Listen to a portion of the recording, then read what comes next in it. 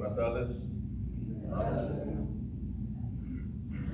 Comenzaremos nuestro servicio. Vamos a buscar ahí en nuestros seminarios el himno número 419. 419, Elvia. 419.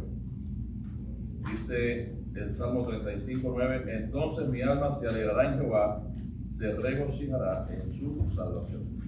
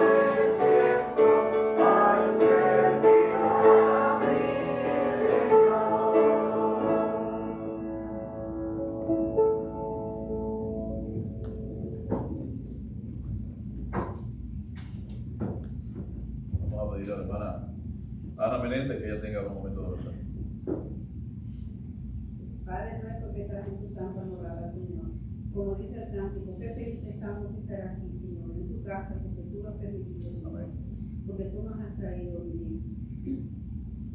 Te pido, Señor, que acompañes a aquellos que vienen en camino. Te estamos agradecidos, Padre, Señor, por estar aquí, para escuchar una vez más otro pedacito de esa palabra santa que tú nos has dejado escrito, Señor, para nuestro beneficio. Gracias, Padre, por todo eso, ese amparo que tú nos das diariamente, Padre querido. Bendice a el grupo que estamos aquí, Padre querido. Bendice a aquellos que están en sus casas, que verdaderamente sí quieren venir, Señor, pero falta por salud o por cualquier cosa, situación, no pueden venir, Señor. Yo pido tu bendición a ellos, Padre querido, te pido. Padre, gracias por todo. En el nombre de tu amado Hijo Jesús. Amén. Bien, pues saludamos a todos en esta noche, en esta tarde, en este día lluvioso. Ahora comentábamos antes de comenzar las bendiciones de Dios con la lluvia, ¿verdad? Así que hacía un buen tiempo que no llovía y se agradece. Es como si uno sintiera otro ambiente. Bueno, realmente hay otro ambiente. No es ese calor excesivo, aunque usted sale ahora mismo y hay calor, pero no hay calor como si estuviera el sol fuerte. Entonces, esta etapa de lluvia también es una etapa de bendición. Así que bueno, damos gracias a Dios por cada uno de ustedes que están presentes aquí esta noche. Damos gracias a Dios. Mi hermano fue a Cuba y vino, un viaje relámpago y bueno, estuvo allí de parte de la semana pasada y el fin de semana con su esposa y de verdad que pasaron un tiempo bueno excepto los apagones, pero bueno, ya eso es habitual allá, de eso ya ni se habla, porque los apagones comenzaron el día 1 de enero del 59, así que eso ya hace 67 años que todavía se habla de eso, así que imagínense. Y bueno, y mis padres que también estaban por allá por Miami Gardens y pasaron un tiempo bueno con mi otro hermano allí, así que bueno, que sean bienvenidos. Saludamos a aquellos que están en redes sociales, estamos transmitiendo por YouTube, así que un saludo también para cada uno de ustedes. Bueno, los anuncios que tenemos para estos días, recordar que dentro de poco tendremos el Día de los Padres, que va a ser el tercer domingo de este mes de junio. Así que, pero también tenemos una actividad muy importante para las familias y ya lo anunciamos el pasado domingo. El segundo domingo de este mes, o sea, el día 14, este próximo domingo no, sino el siguiente domingo 14 en la noche a las 7:30 tendremos la noche musical por familias. Así que vayan preparando ya su himno, ya en casa estamos preparando algunas cosas, así que vaya preparando algunos coros, algunos himnos para que usted como familia cante. Debemos recordar que si son una familia reducida, pues se puede juntar quizás con otra familia, por ejemplo la misma hermana Álida, ella puede cantar sola y queremos escuchar su preciosa voz también. Pero bueno, también si quiere unirse para cantarle un himno con otra familia, pues también puede hacerlo. Y así no deje de participar en este tiempo, que va a ser un tiempo también de regocijo y un tiempo bastante de comunión, ¿no? de coinonía, de comunión entre los hermanos. Así que aproveche cada una de estas actividades para exaltar en primer lugar el nombre de nuestro Señor, cantando con el espíritu y con el entendimiento, como nos dice la palabra. Así que prepárese para esta noche, recuerde, o sea, no hoy, sino para la noche del 14 de junio, que es domingo. Prepárese con tiempo. Luego también tenemos que ir preparándonos porque ya dentro de un mes y 4 o 5 días, 3 días, 2 días aproximadamente comienza nuestra escuela bíblica de verano. Así que prepárese también para invitar a amistades, a niños, a familias, para que participen toda esta semana de este tiempo, que seguramente también va a llenar de regocijo nuestra iglesia y como siempre va a ser de una gran bendición.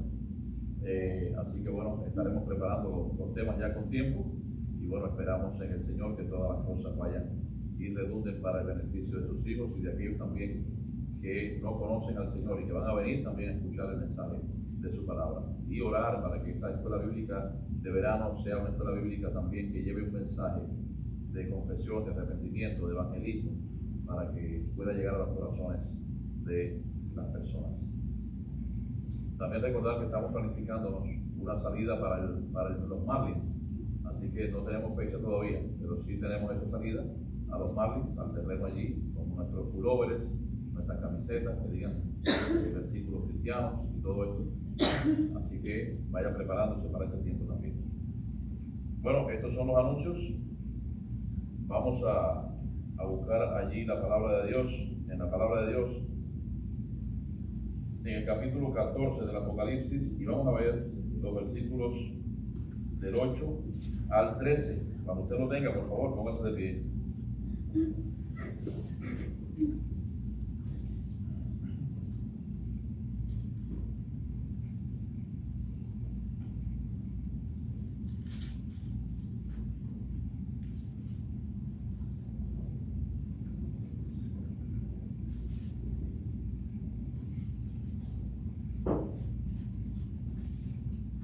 Apocalipsis 14, del 8 al 13, y vamos a leer de manera alternada.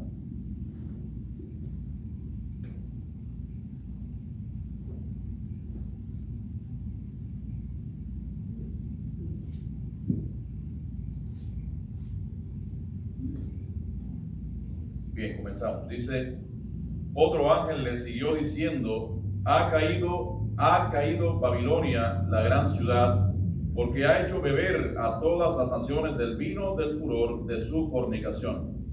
Y el tercer ángel prosiguió, diciendo a gran voz: Si alguno adora a la bestia y a su imagen, y recibe la marca en su frente o en su mano, él también beberá del vino de la ira de Dios que ha sido vaciado puro en el cáliz de su ira, y será atormentado con fuego y azufre delante de los santos ángeles y del Cordero. y el humo de su tormento sube por los siglos de los siglos, y no tienen reposo de día ni de noche los que adoran a la bestia y a su imagen, ni nadie que reciba la marca de su nombre. Aquí está la paciencia de los santos, los que guardan los mandamientos de Dios y la fe de Jesús.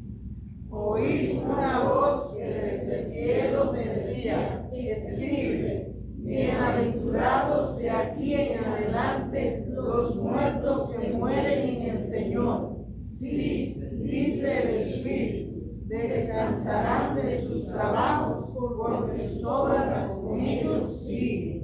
Que el Señor bendiga esta palabra en nosotros. Vamos a pedir a Ruth que ella tenga una palabra de oración.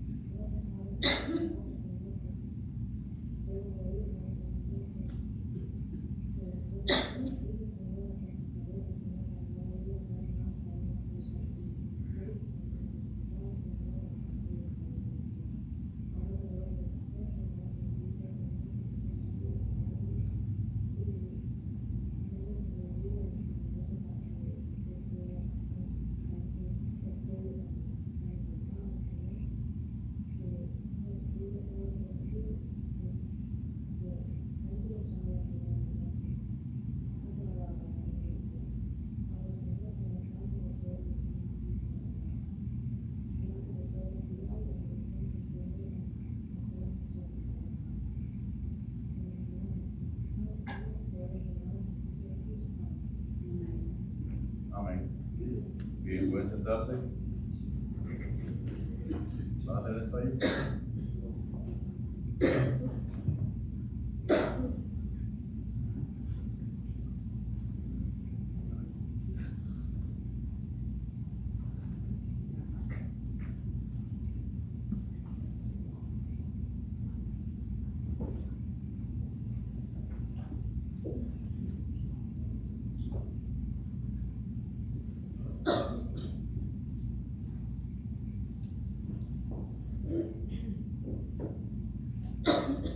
Bien, vamos a hacer un resumen de lo que ya hemos estudiado hasta ahora. Recordemos que en el capítulo 13 Juan vio dos bestias. ¿Y estas representaban a quiénes?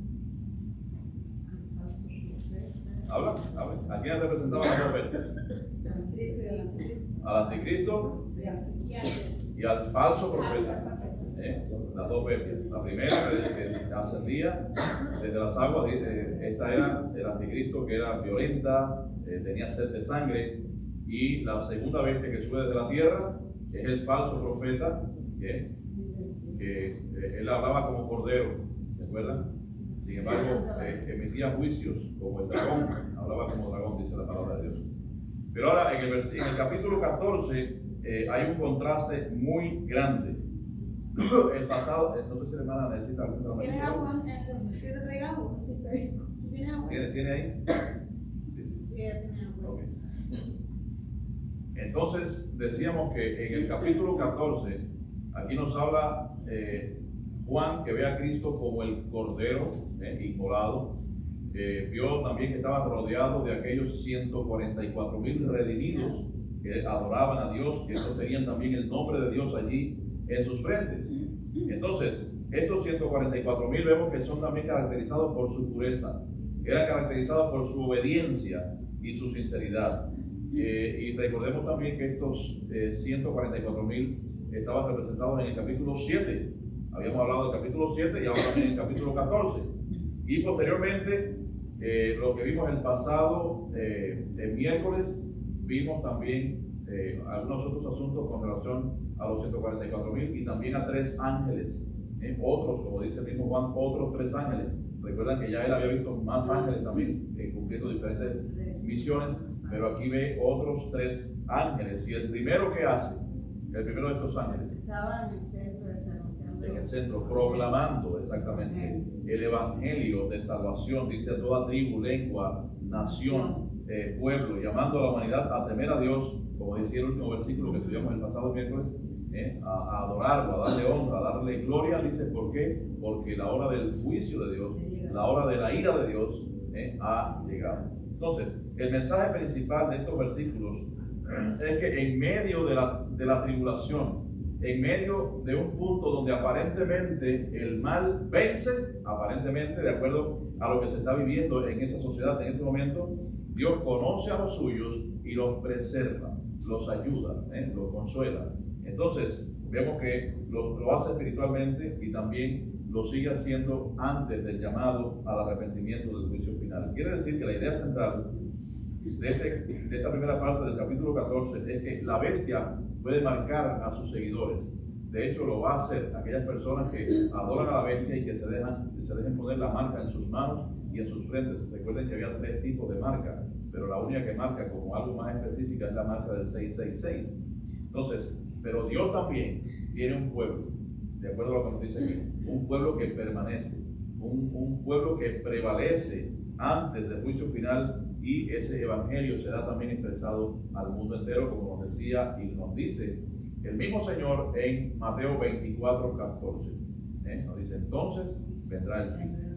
Entonces, esas palabras de Mateo 24:14 no pertenecen al fin, por ejemplo, de estos tiempos, sino el fin de la gran tribulación. Vamos a ver estos 6 versículos. Son solamente 6 versículos, pero hay mucho contenido aquí. Y realmente he tenido que cortar algunas cosas, pero bueno, vamos a ver estos 6 versículos de este capítulo 14 del Apocalipsis. Entonces vamos a comenzar con el versículo 8. Otro ángel recibió dice, ha caído la gran ciudad, porque ha hecho beber a todas las naciones del vino del furor de su purificación. O sea, aquí habla de qué ángel. ¿Cuál es este ángel? El segundo ángel, porque el primer ángel vino con un mensaje, pero recuerden que no recibió ningún tipo de respuesta. O sea, deducimos que nadie respondió a su llamado. ¿Qué era lo que decía este ángel en el versículo 7? Dice, temed a Dios y dadle gloria, porque la hora de su juicio ha llegado, y adorad a aquel que hizo el cielo y la tierra y el mar y las fuentes de las aguas. ¿Pero qué pasó después de esto? Silencio total. Nadie respondió. Y entonces esto lleva a este segundo ángel entonces a hablar y a pronunciar juicio. ¿Sobre quién? Ahí está. ¿Sobre quién? Dígalo. Dígalo. ¿Sobre quién? El versículo 8 lo dice. ¿Sobre quién? Claro, sobre Babilonia. Sobre Babilonia. O sea, el juicio sobre esta gran ciudad. O sea, todos conocemos y hemos oído hablar de Babilonia. Era una ciudad realmente extremadamente próspera para aquellos tiempos. Fue, de hecho, una de las capitales, si no la capital principal del imperio persa en aquellos tiempos. Bueno, el imperio persa, antes de Cristo, en los años 600, aproximadamente 500, recuerden que la cuenta es regresiva, tenía 5 capitales. Ya hemos hablado acerca de eso. De las 5 capitales hay 3 que se mencionan en la Biblia. Hay 2 que no se mencionan en la Biblia. Una de las que no se mencionan en la Biblia es una ciudad llamada Ecbatana, que fue capital del imperio persa. Pero por ejemplo, Susa, esa sí fue una de las capitales del imperio persa, porque es un imperio. Recuerden que no era un país. También estaba Persépolis, era otra de las ciudades que menciona la palabra de Dios. Y Babilonia era una de las principales, si no la principal capital del imperio persa en algún tiempo. Pero ¿qué pasó con esta ciudad? Bueno, pues fue desapareciendo con el tiempo, y ya en el siglo II después de Cristo, siglo III después de Cristo, solamente de Babilonia quedaban solamente ruinas. Había muchas otras ciudades aledañas que habían prosperado y habían dejado a Babilonia totalmente en la ruina. Actualmente están las ruinas allí, está aproximadamente a unos 85 kilómetros al sur de Bagdad, que es la capital actual de Irak. y entonces allí está ubicada las ruinas estas de Babilonia. Entonces, una de las razones por las cuales el Apocalipsis menciona aquí Babilonia precisamente es porque Babilonia llegó a ser un símbolo, y podríamos decir el símbolo máximo de la rebelión humana contra Dios, el símbolo de la idolatría, el símbolo de la decadencia. ¿Qué tipo de decadencia? Decadencia moral, y también de la corrupción y la persecución del pueblo de Dios. Babilonia también persiguió al pueblo de Dios. Entonces, desde el Antiguo Testamento, ¿y por qué me paro aquí en Babilonia? Porque es bueno recordar qué es lo que significa Babilonia y a quién se refiere este texto 8 cuando habla de la Gran Babilonia o la Gran Ciudad. Vamos a ver. Entonces, del Antiguo Testamento, desde el Antiguo Testamento, Babilonia representa varias cosas. Y vamos a decir 4 o 5 puntos principales. En primer lugar, Babilonia representa el orgullo y el desafío del hombre a Dios. El hombre desafió a Dios. ¿En qué momento desafió a Dios? En muchos momentos, pero hay un momento específico, recién comenzaba la humanidad aproximadamente, que fue un desafío que ellos hicieron allí construyendo una torre. De hecho, la palabra Babel se relaciona mucho con la palabra también Babilonia. Entonces, ¿qué hizo la humanidad? Intentó exaltarse a sí misma, queriendo ser como Dios o parecerse a Dios en vez de obedecer a Dios. Esto fue lo que hizo. Entonces, Babel, ¿qué fue? Un monumento realmente a la religión, pero a la religión falsa. ¿Y un monumento a qué? A la rebelión también. En segundo lugar, ¿qué representa Babilonia? Representa la idolatría y la corrupción espiritual. ¿Por qué? Bueno, Babilonia estaba llena de falsos dioses, estaba llena de ídolos por todas partes, de prácticas paganas, y por eso los mismos profetas describen a esta nación como una nación espiritualmente apagada, una nación arrogante y una nación totalmente corrupta. En tercer lugar, ¿qué significa o qué representa Babilonia? Bueno, Babilonia fue una nación que persiguió al pueblo de Dios. ¿Por qué persiguió al pueblo de Dios? Bueno, recordemos que este imperio destruyó allí con las fuerzas de Nabucodonosor II. Destruyó en el año 586, destruyó la ciudad de Jerusalén. La sitió, bueno, se metió allí a la fuerza, quemó la ciudad de Jerusalén, quemó el templo de Jerusalén y se llevó cautivo a los judíos. ¿Por cuántos años? 70 años cautivos allí la nación. Y entonces, para Israel, recuerden que Babilonia era su enemigo por excelencia. Ahora, sí, recordemos también que después de estos 70 años apareció un hombre llamado Ciro el Grande, que entonces conquistó Babilonia y luego entonces usó a Zorobabel para que Zorobabel llevara nuevamente a esos cautivos, que ya no eran cautivos, ya estaban libres, entonces a Jerusalén, y allí reconstruyeron el templo, Zorobabel, el segundo templo reconstruido por Zorobabel. Bien, entonces, si usted quiere relacionarlo, por ejemplo, con Nehemías, también puede relacionarlo, pero Nehemías fue 140 años después de la liberación, de los judíos allí por el imperio babilónico. Entonces Dios lo usó para hablar con Artajerjes y después entonces que fuera a restaurar los muros. Pero eso fue mucho después. Así que ya hablaremos de esa historia, que yo sé que a ustedes les interesa, pero estamos aquí en el Apocalipsis ahora hablando acerca de Babilonia. Entonces, en cuarto lugar, ¿qué representaba o qué representa Babilonia? Bueno, pues el lujo, la riqueza y la decadencia moral. ¿Por qué? Bueno, pues los profetas describían a Babilonia como una nación realmente poderosa, una nación rica, pero también entregada ¿a qué? A sus placeres. Y entonces el significado de Apocalipsis 14:8, allí cuando dice, ha caído Babilonia, la gran ciudad. No está hablando de solamente de la antigua ciudad, de esa antigua ciudad que está hecha en ruinas. No está hablando específicamente de eso, sino que está hablando más bien de un sistema mundial que se ha puesto en rebeldía en contra de Dios, en rebeldía contra Dios, el cual es caracterizado ¿por qué? Por la idolatría, está caracterizado por la corrupción moral, está caracterizado por el poder político opuesto a Dios, está caracterizado por la persecución a los creyentes y está también representado por la corrupción injusta y por la ganancia de las riquezas injustas. Entonces, nosotros estamos generalmente hablando acerca de Babilonia y decimos que la Iglesia católica es la Gran Babilonia. Bueno, es parte de la Gran Babilonia. Es parte, ¿por qué? Porque ha engañado a las naciones en nombre de Dios. En nombre de Dios ha cometido atrocidades que todos conocemos. Cuando estudié como testigo de Jehová, ellos lo llaman el gran imperio de la religión falsa. Sí, exacto. Es así. Exacto. Es el gran imperio de la religión falsa. Recuerden, también hemos hablado otras veces también acerca de ello.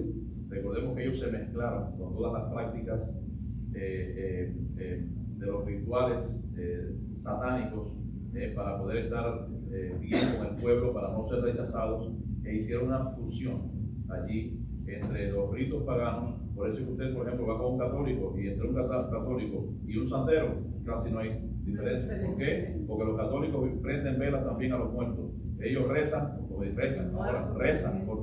por los que se mueren, y ellos hacen tantas cosas.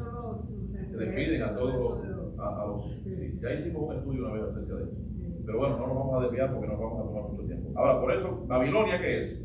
Bueno, es una especie de símbolo de oposición a Dios. Esto es lo que significa Babilonia aquí, especialmente en estos últimos tiempos.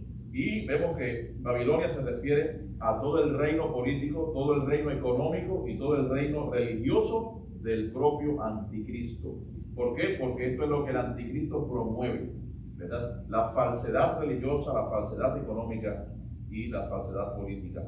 Ahora, estos detalles acerca de Babilonia son un poquito más mejor descritos posteriormente en los capítulos 17 y 18 de aquí de Apocalipsis, que también vamos a estudiar un poco más adelante. Ahora, este versículo dice que Babilonia ha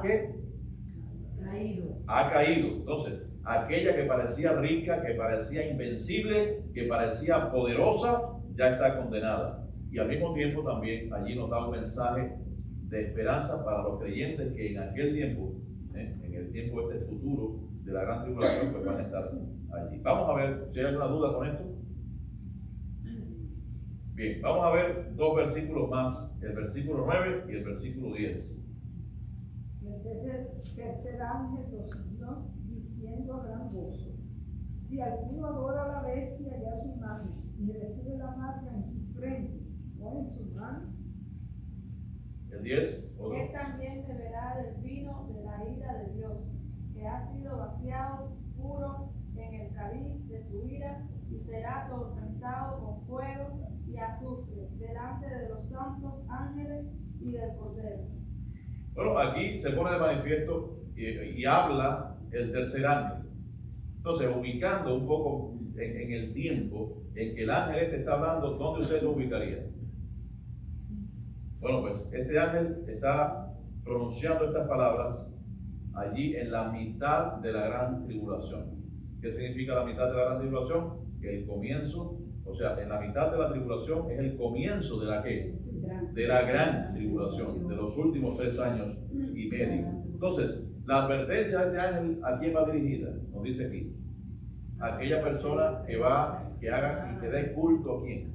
A la bestia, ¿verdad? De cualquier forma. Entonces, ellos sufrirán, dice aquí la palabra, la ira de Dios para siempre. Y quiero leer una cita de John MacArthur que dice así, fíjense: la ira divina no es una explosión impulsiva de rabia que Dios lance por capricho contra personas que no sean de su agrado. Fíjense, porque cualquiera piensa que la ira de Dios es un Dios airado como nosotros los humanos nos airamos. No, no es así. Voy a leer de nuevo. La ira divina no es una explosión impulsiva de rabia que Dios lance por capricho contra personas que no sean de su agrado.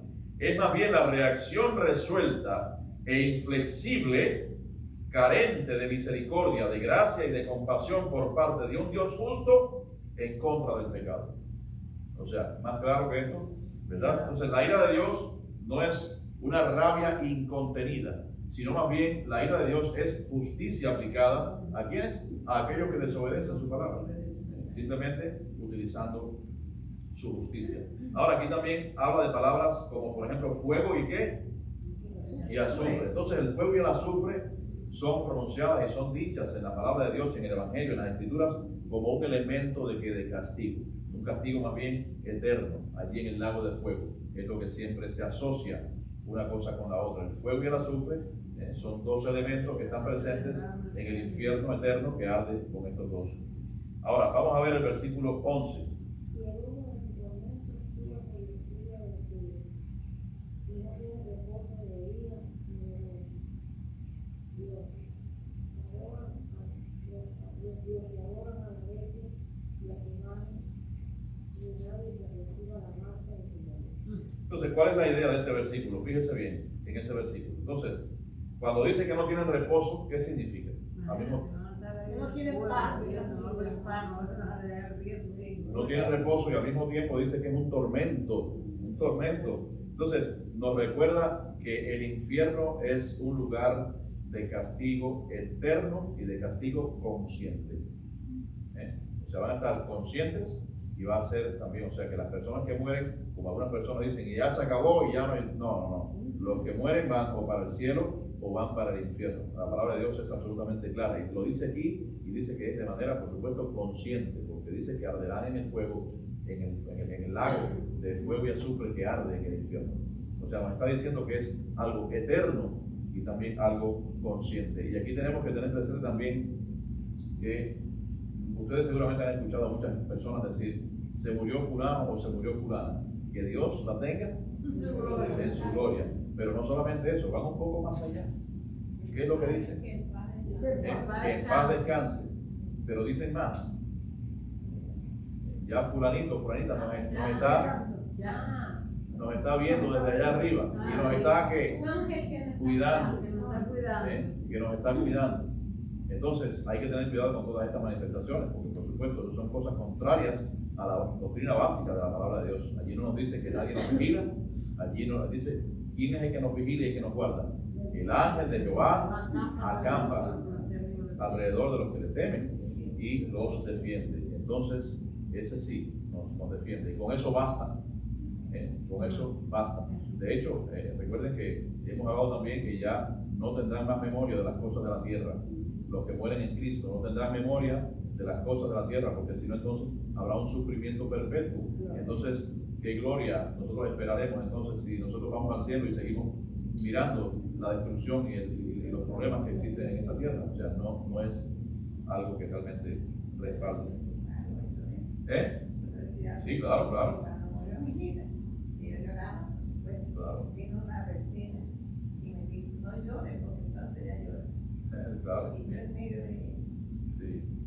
eso, le dije, no, gracias por venir solamente, porque ella no me oyó. Claro. Si ella me oyera, Claro. como me Sufre. viera, ella no sería feliz. Claro. Ella será feliz para siempre. Exacto. Yo liberarme todo el sufrimiento de Exactamente. Imagínense usted decirle a un familiar que no llore por la pérdida de un familiar, sobre todo de un hijo. Ese es el peor consuelo que se le puede dar a una persona. Decirle, no llores. ¿Cómo no vas a llorar? ¿Cómo no vas a llorar? Hay personas más fuertes que otras. Hay personas que no lloran. No quiere decir que no la querían. Exacto, no lloran por fuera, pero lloran por dentro. Y aparte de eso, que usted no llore ni que le salgan lágrimas no significa que usted no quería a esa persona, pero usted sufre, por supuesto, por las pérdidas. Entonces, no podemos pensar bajo ningún concepto que nadie de los que mueren tendrá memoria de las cosas. Ahí lo dice en Isaías, también lo dice de la manera clara. Entonces, bueno, pues, hasta aquí estamos claros, ¿verdad? Vamos a ver el versículo 12. Aquí está la paciencia de los santos, los que guardan los mandamientos de Dios y la fe de Jesús. Ustedes recuerdan que este versículo lo habíamos mencionado antes, ¿verdad? Este versículo lo hemos mencionado en algunas otras ocasiones. Entonces, esto tiene que ver con qué? Con la perseverancia de los santos. ¿Qué significa la perseverancia de los santos? Lo que de manera peyorativa muchos grupos religiosos dicen de nosotros que nosotros pensamos que somos salvos, siempre salvos. Pero nos dicen salvos, siempre salvos de manera burlesca. Entonces, ¿por qué? Porque nosotros creemos en ¿qué? En la perseverancia de los santos. ¿Qué significa la perseverancia de los santos? Bueno, pues no importa lo que pase, los santos de Dios, y nosotros, los que hemos perseverado en la fe, nosotros tenemos el cielo, no ganado por nuestros méritos, sino por los méritos de Cristo, que Él murió y nos salvó, porque mediante la gracia de Dios a través de la fe. Entonces, nosotros no somos salvos, de hecho, nosotros no merecemos. Somos merecedores de la ira de Dios, somos merecedores del infierno. Pero Dios, en su gracia, en su misericordia, a través de Jesucristo, si ponemos y depositamos la fe en nuestro Señor, entonces somos salvos por gracia.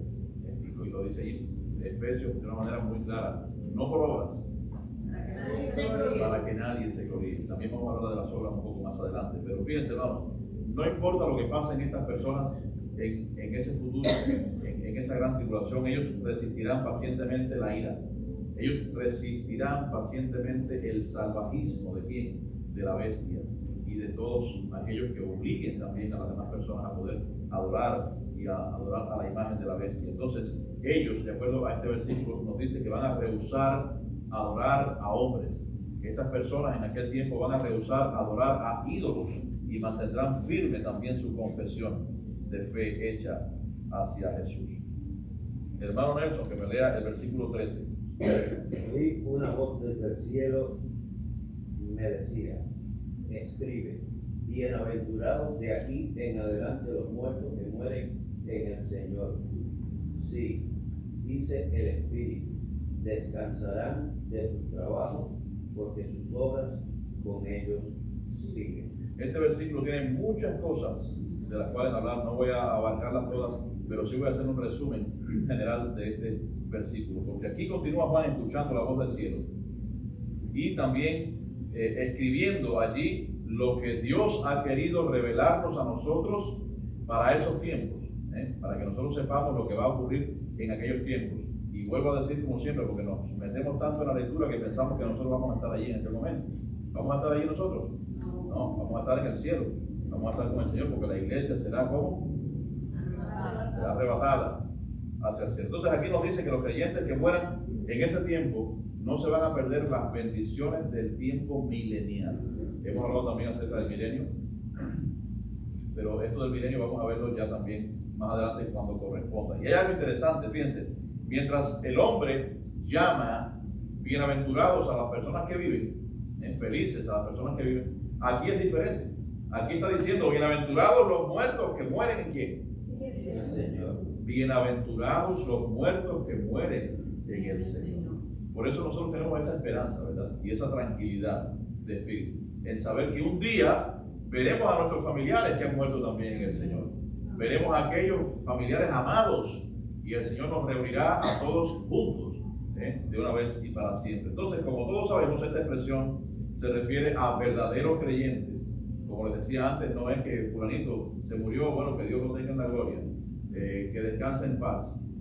O sea, ¿cómo va a descansar en paz si tú mismo o tú misma, la gente, los mundanos, que dicen que va para el cielo y que desde allá está cuidándonos a nosotros, ¿cómo va a descansar en paz si está viendo todos los problemas que existen aquí, el sufrimiento que existe y que hay? O sea, que es una contradicción, ¿verdad?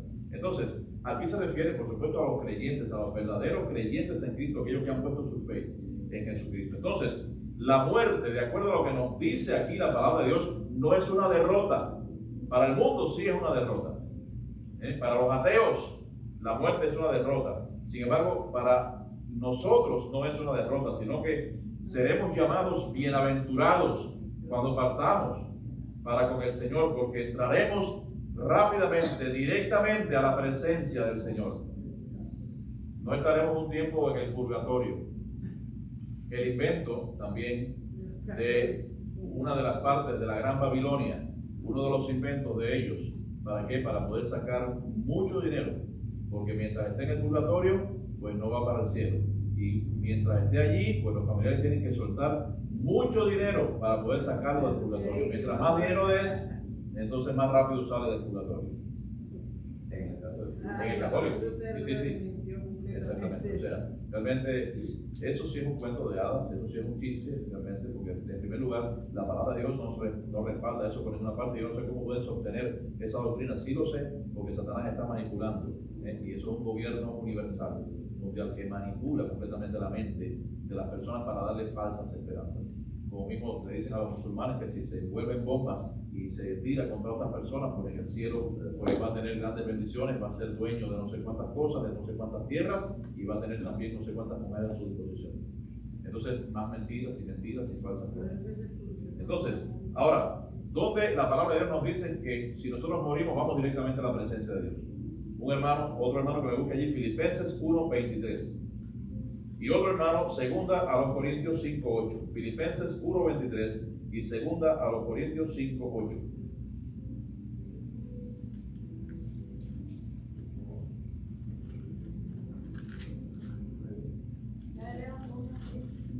Filipenses 1:23.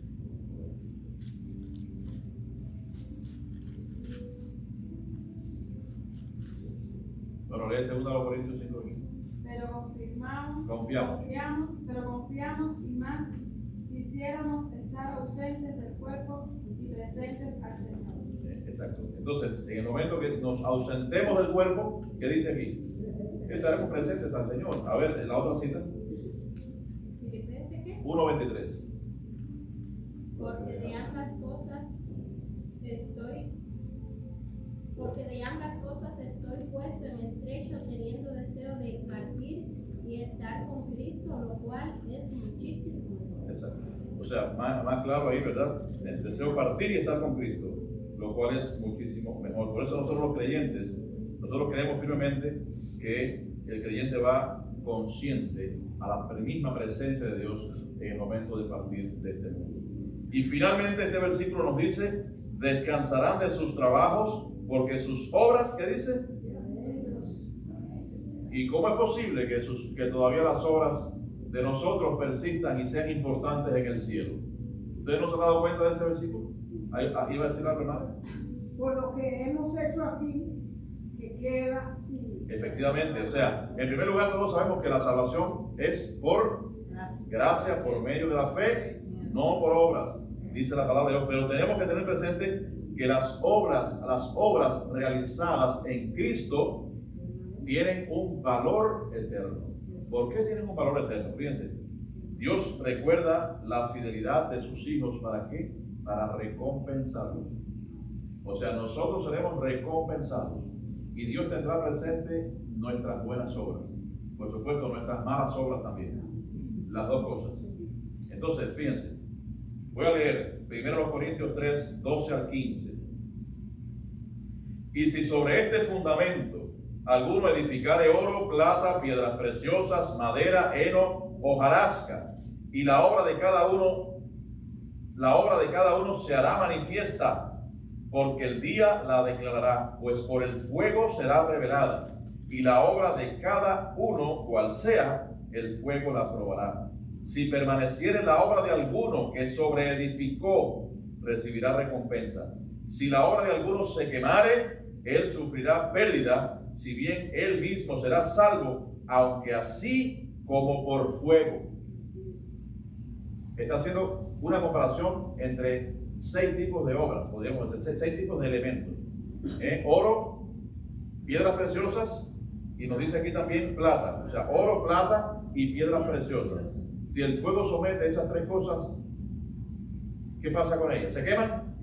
Se purifican porque son buenas obras. Ahora, si usted lo que construyó en este mundo, estando aquí, fue madera, heno o hojarasca, la hojarasca es la hoja seca, y si usted le aplica fuego, ¿qué pasa? Entonces, esas fueron malas obras. Que me dé la cita. Sí, 1 Corintios 3, del 12 al 15. Gracias. De nada. Y luego 2 Corintios 5:10 nos dice, porque es necesario, fíjense que esto está mucho más claro, es necesario que todos nosotros comparezcamos ante el tribunal de Cristo. ¿Cómo se llama también el tribunal de Cristo? ¿De qué? ¿Del trono blanco? El juicio de las naciones. El juicio de las naciones. El juicio de las naciones. Está el juicio del gran trono blanco de Dios, que es para juzgar a los malvados. Pero está el juicio de las naciones. Recuerden que son 2. Y ese juicio de las naciones es el mismo tribunal de Cristo. Entonces dice aquí, es necesario que todos nosotros comparezcamos ante el tribunal de Cristo para que cada uno reciba, fíjense, según lo que haya hecho mientras estaba en el cuerpo, sea bueno o sea malo. Mientras estaba en el cuerpo. ¿Qué hicimos nosotros aquí en este mundo? ¿Qué tipo de obras hicimos en este mundo? Muchas veces solamente recordamos las buenas obras. Qué bueno yo soy. Mira la cantidad de cosas buenas que yo he hecho. Pero no te acuerdas de las malas cosas. Que a pesar de que Dios perdona tus pecados, pero por supuesto Dios es un Dios justo. Es un Dios justo. Estoy seguro que las recompensas, por ejemplo, del ladrón en la cruz, no son las mismas que las recompensas de un cristiano que ha sido una persona fiel, que ha sido una persona perseverante desde el inicio hasta el final. Eso está claro. Entonces no quiere decir que no se salven los dos sí van a ser salvos, pero el ladrón hasta ese momento era un hombre, era un sinvergüenza, porque por algo estaba colgado. De hecho él mismo dice, le decía a él, al otro que estaba allá a su izquierda, tú y yo sí merecemos estar aquí. ¿Por qué? Porque había cometido sus actos delictivos y bastante criminales, porque para poder crucificar a alguien los romanos tenía que ser un delito muy fuerte, muy tremendo. O sea que cuántas cosas había hecho este ladrón, ¿verdad? Entonces la recompensa en el cielo vendrá de acuerdo a lo que hemos hecho aquí en esta tierra. Habrá una balanza compensatoria entre las cosas buenas y las cosas malas también. Entonces por eso nos dice, para que cada uno reciba según lo que haya hecho mientras estaba en el cuerpo, sea bueno o malo. O sea que las obras servirán para que Dios recompense a sus hijos, a los fieles. Entonces, en conclusión, la muerte del creyente no es una tragedia definitiva, sino que es la entrada directamente al descanso eterno, al descanso en Cristo Jesús. Y aunque la gracia de Jesucristo es la que nos salva, porque eso lo tenemos también totalmente visto en muchos textos bíblicos, ningún acto de fidelidad hacia el Señor de nuestra parte pues será olvidado por Él. Ninguna de las cosas buenas también que hicimos nosotros en favor del Evangelio de Jesucristo y en favor del testimonio que nosotros hacemos como cristianos, ninguna de esas cosas será olvidada por nuestro Señor, porque Dios ve cada sacrificio, Dios ve cada prueba, Dios ve cada sufrimiento en sus hijos y ve también cada cosa que soportamos por amor a Cristo. ¿Cuántas cosas soportamos nosotros por amor a Cristo? Del mundo, muchísimas cosas, ¿verdad? Entonces todo lo que se haga por el Señor y en su nombre para otros será algo que, podríamos decir, ricamente recompensado. Cada bondad, cada sacrificio, cada oración, cada testimonio, cada bondad, cada lágrima, cada palabra de aliento, cada cosa que nosotros hagamos en este mundo será recompensada por el Señor en gloria. Así que hasta aquí el estudio de hoy. Que Dios les bendiga. Ya el próximo miércoles estaremos allí hablando acerca de en Apocalipsis 15 los ángeles con las 7 postreras plagas. Pero antes tenemos que terminar el capítulo 14, que es la tierra es cegada, y los versículos del 14 al 20. Así que terminaremos esa parte y después comenzaremos con el capítulo 15. Así que Dios les bendiga. ¿Alguna pregunta o algún? ¿Sí? Pastor, yo necesito, pero aquí en el 13, usted es verdad que ha explicado que no es una, o sea, que no está en orden, ¿no?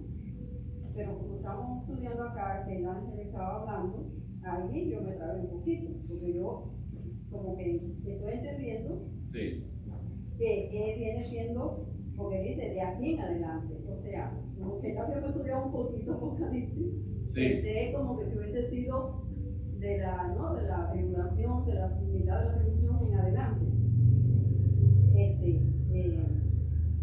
Creo que lo que yo entendí es que ahora, o sea, ustedes nos han explicado que estas bendiciones eso son para nosotros ahora. Yo pensé que era desde ese punto en adelante. Bueno, hablé en general. Es una buena señal, o sea, está muy pendiente. Qué buena pregunta. Qué buena pregunta, porque sí, estamos hablando de las obras de esas personas, pero yo me moví un poco ya a los tiempos actuales. Entonces, las mismas obras de ellos también en la gran tribulación van a servir para que Dios les use de acuerdo a esas obras. pero también nosotros en la actualidad también, entonces es una buena apreciación. Sí, nuestras otras partes. Sí, no solamente las obras de los que estén presentes en el tiempo de la gran tribulación son las que van a valer, porque la palabra de Dios aquí sí menciona que es para ellos, pero claro, en otras partes de la palabra de Dios también nos habla, en la misma segunda carta a los Corintios que leímos antes, que dice que nosotros seremos juzgados según nuestras obras. Allí entonces también le voy a decir, por eso me moví a los dos versículos finales que leí, que son estos versículos que dice, por ejemplo, en 1 Corintios 3, 12 al 15, que si nosotros edificamos sobre oro, plata, piedras preciosas, sobre madera, heno o hojarasca, las obras de nosotros serán recompensadas de acuerdo a lo que, sobre lo que nosotros edifiquemos. Y entonces también nos dice en 2 de los Corintios, es necesario que nosotros comparezcamos ante el tribunal de Cristo para que cada uno reciba conforme a lo que ha hecho aquí en la tierra.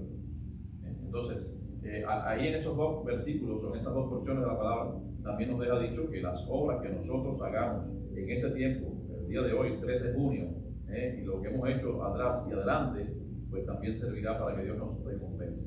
Y aquí entonces está hablando también para darle aliento a esas personas en aquel tiempo de que están sufriendo precisamente la gran tribulación, que van a hacer lo que no aceptaron a Cristo en estos tiempos, pero que después que vino el arrebatamiento, entonces se dieron cuenta que realmente Cristo vive, que es real, y bueno, pues se van a arrepentir de una manera sincera y se van a convertir en cristianos, en personas fieles. Bueno, pues las obras de esos también que estarán allí en esos 7 años de la gran tribulación, pues van a servir también, por supuesto, para recompensarles en el cielo. Eso es lo que estaba escribiendo el tercer ángel. No sé si me aclaré ahora. Sí. Okay. Entonces, ¿alguien más? Pastor, que le puedo decir algo. Sí. Porque yo digo, bueno, ayer yo estaba en Londres hablando de la palabra de una persona que ella son católicos. Dice, no, pero que la Virgen María, que no sé más. Entonces yo digo, mira, mami, nosotros no hablamos más de la Virgen. Nosotros hablamos de la Virgen María como el instrumento, pero María no nos salva. El único que murió y resucitó para salvar, para dar vida fue Jesús. No es que hablaba mal de María, yo te respeto, pero tengo que decirte lo que dice la palabra de Dios. Dios te dio libre albedrío, tú crees lo que tú crees, pero yo tengo el deber de decirte que Cristo murió en una cruz, fue crucificado por ti y por mí para salvarnos, no María. Ayer tuvimos un debate por la tarde con otras personas hablando y tuve que buscarle entre Juan 3:16, leérselo y explicarle. Y ya, tus obras no te pueden salvar. Porque si tú haces muchas obras, porque ella dice que ella hace obras, que ayuda, tú puedes hacer muchas cosas. Las obras no son malas, pero tienes que hacerlas. Tú sabes por qué nosotros hacemos obras, porque nosotros hemos creído en Cristo y esa fe nos permite hacer obras. Pero toda esa obra que tú haces, no vas a llevar ninguna recompensa ni nada. Vas a ir a una horrenda, así le dije, expectación de juicio, mi amor, y con dolor en mi alma te tengo que decir que vas a ir, sí, pero honorar con Satanás y su demonio en el horno del fuego, en el infierno del fuego, allí vas a tener. Por eso tienes que entender. Y tuve que buscar en Juan capítulo 3, leer y explicarle. Y dice, no, pero yo digo, yo te digo lo que tengo que decir. Y hoy en la mañana hablábamos de la reconstrucción del templo de Jerusalén, de Nehemías, y decía, bueno, ahorita está hablando de todo eso aquí.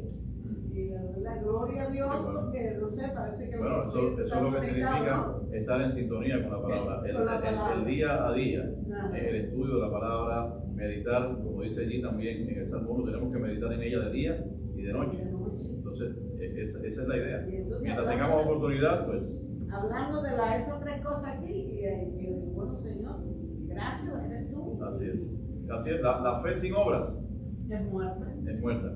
Y si tú haces obras y no tienes fe, pues ¿de qué te va? ¿De qué te sirve? Yo no me entendía hasta que tuve que abrir la palabra. Muy bien. ¿Alguien más? Creo que usted comentó algo sobre cuando nosotros estemos muertos, vamos a poder reconocer, digamos, algún familiar que menciona algo parecido así. Bueno, realmente la Biblia no es absolutamente clara, pero nos dice que en la eternidad habrá reconocimiento. Habrá reconocimiento. Sí, bueno, hay una historia que Jesús nos menciona en uno de los evangelios. Él está haciendo varias parábolas. Sin embargo, para Y en el medio de todo, no dice que es parábola, sino una empieza a hablar de una historia. Y es la historia del rico y Lázaro. Por eso, si hubiera sido una parábola, bueno, la parábola tiene elementos reales y elementos solamente que no son reales. ¿Para qué? Para dar una enseñanza. Pero ahí, en ese caso, en esta enseñanza de Jesús, no es una parábola. Entonces, ¿qué pasó? Ahí dice que el rico reconoció, después de muerto, reconoció a Lázaro. Y entonces tuvo un diálogo con Abraham. Entonces podríamos decir que sí. Entonces, en el cielo, en la gloria, bueno, lo más normal es que, imagínense usted, que usted esté ahí, o sea, realmente ya le digo que la Biblia no queremos hacer ni un dogma, ni una doctrina acerca de esto, pero sí creemos firmemente que nosotros seremos, o sea, dice que nuestros corazones serán recompensados, pero al mismo tiempo serán aliviados de nuestras cargas. Y bueno, pues yo entiendo que entre los familiares, entre cada uno de nosotros, nos reconoceremos en el cielo. Nos reconoceremos en el cielo. Porque entonces, ¿cuál es la esperanza del sufrimiento? Ir al cielo y no conocer a nadie. O sea, no me cabe solamente a mí. Y yo siempre amenazaba a mis hijos con eso. Discúlpeme la palabra, pero bueno, en el sentido de amenaza de liviana, para que ellos entendieran de que cuando mami se muera, vamos a ver en el cielo, tienen que seguir buscando de Dios, tienen que seguir, y eso es lo que más o menos yo siempre les he enseñado mi forma. Y el grande es el que dice, mamá, tranquila, a ver que después vamos a tener algunos versículos también y algunas cosas referentes. Ya lo hemos dicho algunas otras veces también, pero bueno, ya eso forma parte de quizás de otro estudio que quisiéramos también hablar un poco acerca de eso.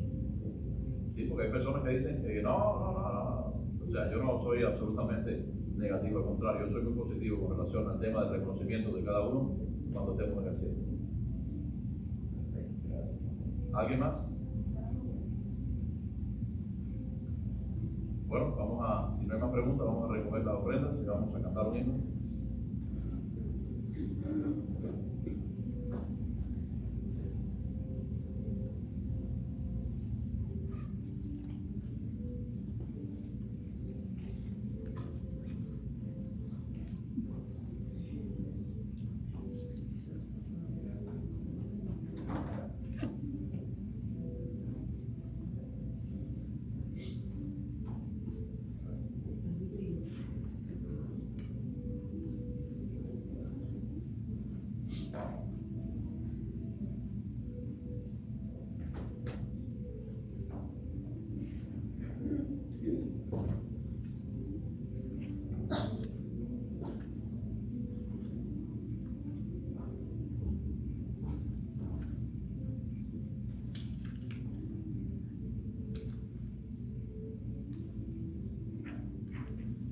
Vamos a cantar.